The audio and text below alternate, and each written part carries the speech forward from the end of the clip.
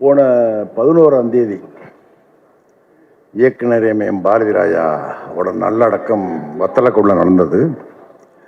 அதில் சாரு நானும் பக்கத்தில் உட்காந்துருந்தோம். அந்த மயான கரையில் பாக்கியராஜ் சார், இந்திய திரையுலகின் திரைக்கதை மாமன்னன் அவர்கள், அவருடைய மரணம் நான் கிளம்புறேன். அப்படி தான் தகவல் கிடச்சி, எனக்கு மட்டுமில்ல, உங்களுக்கு மட்டுமில்ல, தமிழ் திரையுலகத்துக்கு மட்டுமில்ல, இந்திய திரையுலகத்துக்கே ஒரு மிகப்பெரிய இழப்பு.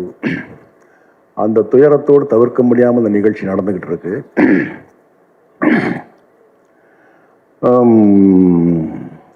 இந்த படத்துக்கு முதல்ல என்கிட்ட பேசுகிறாரு பாலாஜி. பேசுகிறாரு, சார் நான் அந்த மாதிரி பாலாஜி திருநெல்வேலியிலேருந்து பேசுகிறேன், ஒரு படம் பண்ணுறேன். வழக்கமாக கேட்க முடியாது, அதுக்கு படம் பண்ணியிருக்கலாம், யாரெல்லாம் ஒர்க் பண்ணேன் அதெல்லாம் கேட்குறான். நான் D3ன்னு ஒரு படம் பண்ணியிருக்கேன் அப்படின்னா, D3ன்னு நான் ஏப்பா நம்ம கவனத்துக்கு வந்ததில்லை. சரி, வழக்கமாக ஏதோ ஒருத்தர் சொல்கிறாருன்னு கேட்டுக்கிட்டே இருந்தேன். எதை பற்றியும் ஆர்வம் இல்லாமல் கேட்டுக்கிட்டே இருந்தேன். நான் அமெரிக்காவில் இருக்கேன் சார், அங்கே உள்ள சம்பாத்தியத்தை வச்சு தான் இதை நான் பண்ணலான் இருக்கேன். ஒன்று சார், நான் சரியாக பிடி கொடுக்காமல் போய்கிட்டே இருந்தேன். ஒன்று சார், இந்த படம் எடுப்பேன், இது தோத்துச்சுன்னா நான் எல்லாத்தையும் விட்டுட்டு அமெரிக்கா போயிடுவேன் அப்படின்னாரு. இந்த ஒரு வார்த்தைக்கு நான் அவர்கிட்ட மறுபடியும் எதுவுமே பேசலை. தேதியை கேட்கல, சம்பளத்தை கேட்கல, எதுவுமே பேசலை. சரி பாலாஜி பண்ணுறேன் பாலாஜி. அன்னைக்கு அந்த ஃபோனில் பேசுகிற போது அவர் மேலே இருந்த எனக்கு ஒரு நம்பிக்கையும் ஒரு அன்பும் என்ன, அது கடைசி வர இப்போ வர அவர் ஒரு இயக்குனராகவே நான் பார்க்கல. இந்த படத்தில் இயங்கின யாரையுமே அவங்க மனைவியிலேருந்து குடும்பமாக தான் இருந்தாங்க. அங்கே போனால் டைரக்டர், அந்த ப்ரொடியூசர், மூணு ப்ரொடியூசர் நின்று பேசுனாங்களே, நடுவில் இந்த ஒயிட் ஷர்ட்டில் இருந்தார் இல்லையா, அவரெல்லாம் அவர் கூட தம்பி நினச்சிக்கிட்டு இருந்தேன். நான் இது வரைக்கும் அப்படி தான் நினச்சிக்கிட்டு இருந்தேன். அவங்க தெரியுவாங்க. ஏன்னா மனைவி பார்த்தீங்கன்னா ஓடிக்கிட்டு தெரியுவாங்க. பரிதாபமாக இருக்கும், பார்க்க சங்கடமாக இருக்கும். நம்மலாம் பிள்ளை ஊட்டி பேரம்பத்தியெல்லாம் பெற்று விட கண்டாளுங்க குடும்பமாக அலைவாங்க.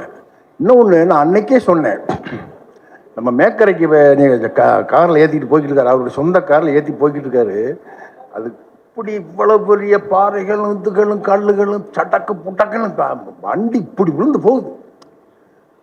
பாலாஜி ஓட்டிட்டு போறாரு. அங்கே போய் மேக்கரைன்னு அங்கே ஒரு இது மழை பேஞ்சிக்கிட்டு இருக்கு. ஜூனியர் ஆர்டிஸ்ட் உட்காந்துருக்காங்க. இருட்டு, நைட்டு 1 மணி 2 மணி. இது பார்த்தேன், பாலாஜி உங்க உழைப்புக்கு உங்க மனசுக்கு இந்த படம் பெரிய வெற்றி அடையும். தொழில புகழுக்காக நேசிப்பாங்க, பொருளுக்காக நேசிப்பாங்க. என்ன சினிமா அப்படித்தான், மற்ற எந்த தொழில் மற்றதெல்லாம் விட்டுங்க, சினிமாவை புகழுக்காகவும் பொருளுக்காக தான் எல்லாம் நேசிக்கிறான். என்ன ஆனால் பாலாஜி அவர் பார்த்தீங்கன்னா அப்படி இன்னொன்று, எந்த பெரிய பட்ஜெட் உள்ள படத்துக்கு கூட இப்படி லொகேஷன் யாரும் எடுத்துருக்க மாட்டாங்க. பூரா மலையடி வாரம், காடு. என்ன இங்கே பார்த்தீங்கன்னா முக்கூடல், அங்கே அம்மா சமுத்திரம், அங்கே பார்த்தீங்கன்னா குற்றாலம், மேக்கரை, இங்கே பார்த்தீங்கன்னா வண்டி பெரியாறு, அங்கே அச்சங்கோயில், பூரா காட்டுக்குள்ளே. தெருவுக்குள்ள படத்துக்கு வேலை இல்லை, தெருவுக்குள்ள படத்துக்கு வேலை இல்லை. அப்படி பார்த்தீங்கன்னா பூரா அப்படி எடுத்து எனக்கு நான் அப்படி நினைச்சேன், சந்தேகப்பட்டேன். நான் இந்த ட்ரெய்லரை பார்க்குற வரை, இவ்வளவு கூட்டத்தை இந்த கிரீன் பார்க்கில் பார்க்குற வரை இந்த படத்து மேலே எனக்கு நம்பிக்கை இல்லை. காரணம் என்னன்னா, அப்படி ஒரு தாகத்தோடு வெறியோடு காசுகளை கொட்டிக்கிட்டு அலைஞ்சிக்கிட்டு, நான் அம்பாசமுத்திரம் ஆத்துக்கரையில் நைட்டு ஷூட்டை முடிச்சுட்டு காலையில் அங்கேருந்து கிளம்பி மதுரை வந்துக்கிட்டு இருக்கேன் காரில். ஒரு அவ்வளோதான், ஒரு 30-40 கிலோமீட்டர் தான் வந்திருப்பேன். பாலாஜிங்கிறேன், எங்கே விட்டார் சார், சேலம் ஏற்காடு வந்தேன் சார். இருந்துருக்காரு, எங்கே இருக்கு அம்பாசமுத்திரம், இங்கே இருக்கு சேலம் ஏற்காடு, எங்கே இருக்கா? நைட்டோட நைட் அப்போ காலையில் இறங்கிட்டாரு சேலம் ஏற்காட்டில். அப்படி ஒரு உழைப்பு, உறக்கம் இல்லாமல் அப்படி உழைச்ச மனுஷன் பாலாஜி. நல்ல மனுஷங்கிறதுனால இந்த பாராட்டுலாம் இல்லை, படைப்பும் அப்படி கொடுத்துருக்காரு. என்ன, அதாவது ஒரு ஓவியன் இருக்கான்னு வைங்களேன், சாதாரண ஒரு ஓவியன் அப்படியே போட்டுக்கிட்டே இருப்பான், பார்த்துக்கிட்டு இருப்பான். சரி, இது மூக்கு, இது கண்ணு போடுறேன், இது காது போடுறேன், முடி நல்லா போடுறேன், சட்டையை போடுறேன் அப்படின்னு பார்க்க வரைய நம்ம பார்த்துக்கிட்டே இருப்போம். இதுன்னு தெரியும். ஏன்னா இது ஒரு ஆம்பளையை வரைகிறான், ஒரு பொம்பளையை வரைகிறான் அப்படி நம்ம கண்ணுக்கு முன்னாடி பார்க்கலாம். ஆனால் இந்த ஓவியம் போட்டாங்க, ஒரு ஓவியம். ஏன்னா என்ன வரைகிறான்னு தெரியல, எந்த கோட்டை கிழிக்கிறான், என்ன பண்றான்னு தெரியல, உண்மை தெரியல. பார்த்தீங்கன்னா ஒரு மாடர்ன் ஆர்ட் வந்து நிற்குது, ஒரு நவீன ஓவியம் வந்து திரையில நிற்குது. அவன் தான் பாலாஜி. பாலாஜி அன்னைக்கு நீங்க சொன்னீங்க சார், தோத்துட்டேன்னா மூட்டை கட்டிட்டு அமெரிக்கா போயிடுவோம். நீங்க நிச்சயம் போக மாட்டீங்க. என்ன, தமிழ் சினிமாவில் உங்களுக்கு மிகப்பெரிய இடம் இருக்கிறது. எல்லாரும் உங்க ஆதரவை தரணும். ஊடக நண்பர்கள் இந்த படத்துக்கு பெரிய ஆதரவை தரணும். நிச்சயமா நான் பங்கெடுத்த இந்த படம் ஒரு மிகச்சிறந்த படமாக இருக்குன்னு நம்பிக்கையில் விடைபெறுகிறேன். நன்றி, வணக்கம். ரொம்ப சந்தோஷமாக இருக்குது இந்த படத்துக்கு என்னை இன்வைட் பண்ணதுக்காக. உண்மையிலே சித்து டார்லிங் கூட நான் இப்போ தான் சமீபமாக ஒரு 1 மந்த்தாக தான் பழகிறேன். இந்த பழகின இந்த ஒரு 1 மந்த்லேயே பார்த்தீங்கன்னாக்கா ஒருத்தவங்கள்ட்ட பேசுகிற ஒரு விதமாகட்டும், அந்த ஒரு மரியாதையாகட்டும், எல்லாமே அவர் அந்த அளவு பேசுவாப்புல. சும்மா யாரையுமே வா போன்னு கூட்டு கூட நான் பார்த்தது கிடையாது. டார்லிங் அப்படின்னு தான் பேசுவாப்புல. ஸோ அவரோட நல்ல மனசுக்கு இந்த படம் மிகப்பெரிய வெற்றி அடையணும். நிறைய டைரக்டரை பற்றி, மியூசிக்கை பற்றி நிறைய விஷயங்கள் என்ற ட்ரெய்லர் இதெல்லாம் இதில் காமிச்சப்போ அந்த அவ்வளோ அழகாக இருந்தது. பார்க்கவே ஒரு விறுவிறுப்பாக, சரி இந்த படத்துக்கு நம்ம தேட்டருக்கு போய் பார்க்கணும் அப்படின்ற ஒரு ஆர்வம் கண்டிப்பாக இந்த படத்தில் நடித்த எல்லாருக்குமே இருக்கும். ஸோ இந்த படத்தில் நடித்த அத்தனை பேருக்குமே வாழ்த்துக்கள். ரொம்ப சந்தோஷம் என்னை கூட்டத்துக்கு. சார் உங்களை பார்த்தேன் சார், உங்களை பார்த்தெல்லாம் பயமாக இருக்கா சார்? வில்லனா? ஆமாம் சார். நல்ல வேலை இங்கேருந்து அவர் எழுந்து போயிட்டார். மேலே பேசுகிறப்ப அப்படி பேசுகிறப்ப என்ன சொல்கிற நீ அப்படின்ட்டு வந்தவொன்னே தான் ஃபஸ்ட்டு வணக்கம் சொல்லிட்டேன் சாருக்கு. எனக்கு ஐயா இப்போ கிளம்பிட்டீங்கன்னு நினச்சிட்டுங்க. உட்காருங்கய்யா. ஏன்னா நீங்கள் நடந்து வர்றதை பார்த்தாலே கிடாரி படத்தில் எண்ணெயை தேய்ச்சும் தூக்கி சொருகிற மாதிரி வரீங்களா, அந்த ஒரு பயம் அப்படியே இருந்தது. ஸோ நான் நிறைய என் வீட்லேயும் சொல்லியிருக்கேன், உங்கள்கிட்ட நான் நேரில் பார்த்து சொன்னேன்ல, எனக்கு அந்த கிடாரி படத்தில் இப்பயுமே அந்த நல்லெண்ணெய் ஞாயிற்றுக்கிழமை தேய்ச்சாலே ஒரு ஞாபகம் வந்துடும்.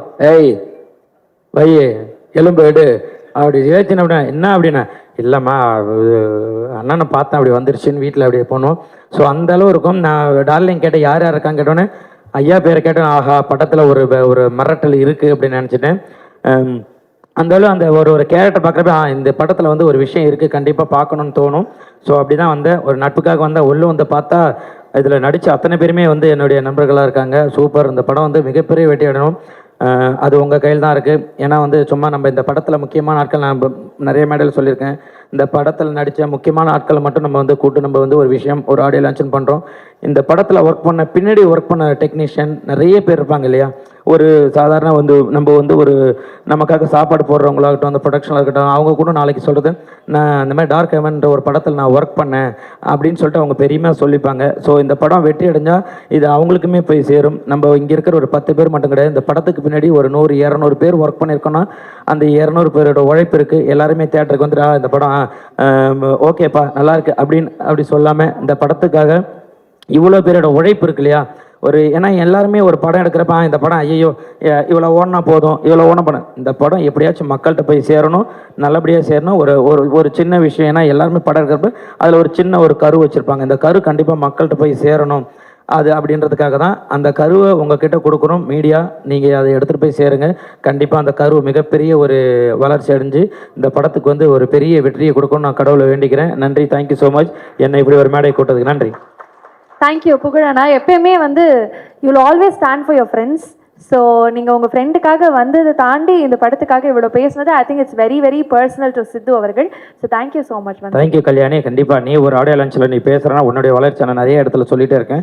ஒரு இடத்துல இப்போ நீ தனியாக நின்று ஒரு விஷயத்த பண்ணுற, அது ரொம்ப ரொம்ப ஹாப்பியாக இருக்குது. ஒன்று நான் அப்பையிலேருந்தே பார்த்துட்டு இருக்கேன்.